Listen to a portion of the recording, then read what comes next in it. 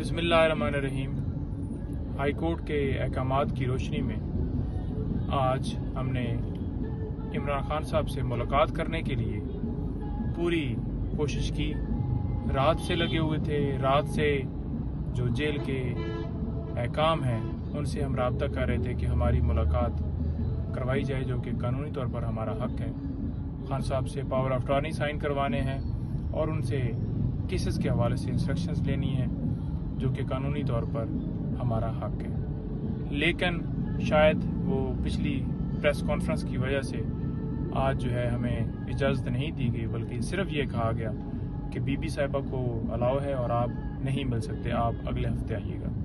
तो हमारी तरफ से किसी तरह से ना कोई मजम्मत की गई है, सिंपली हमने रिक्वेस्ट की है और पुरसुकून तरीके से आप देख रहे हैं कि बिल्कुल खैरियत से वापस जा रहे हैं और कोई ऐसी वहाँ पे लड़ाई या कोई हाथापाई नहीं हुई। जैसा कि कल वो एक FIR जो है दर्ज की गई थी, हमारे जो दूसरे दो मुअज़्ज़ज़ शेर अफजल मरवत साहब और बैरिस्टर उमैर न्याज़ी साहब आए थे और उन्होंने कोशिश की और बाद में जो है वो ये कहा गया कि इन्होंने आके लड़ाई की है और उनके ऊपर FIR जो है दर्ज कर दी कि इन्होंने मजम्मत की। हालांकि वो बिल्कुल ठीक थे, कोई उनकी वर्दियाँ जो हैं वो नहीं फटी हुई थी, क्योंकि अगर लड़ाई होती तो डेफिनेटली पुलिस इतनी ज़्यादा तादाद में होती है, तो दो बंदे अगर आगे से कोई मजम्मत करते हैं तो इनके भी तो कुछ कपड़ों के ऊपर कुछ होना था।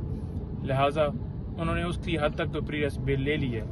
बीबी साहिबा से जो है वो अभी बात हुई है, जब वो निकली हैं तकरीबन 30 मिनट की मुलाकात उनकी हुई है और वो कह रही हैं कि सेम वही पोजीशन है, यानी कि जो क्लास है उसको चेंज नहीं किया गया। इतना उन्होंने पैगाम दिया है। बाकी उन्होंने कहा है कि ठीक है, आप सिंपली ये बता दें। लीगल टीम की आज मुलाकात नहीं हुई, हम इंशाल्लाह दोबारा जो है वो कोशिश करेंगे। देखिए, इस्लामाबाद हाई कोर्ट ने जो ऑर्डर दिए उस पर कंप्लाइंस करवाना, उसका हुक्म मानना जेल हकाम की ड्यूटी थी, जो कि नहीं माना गया।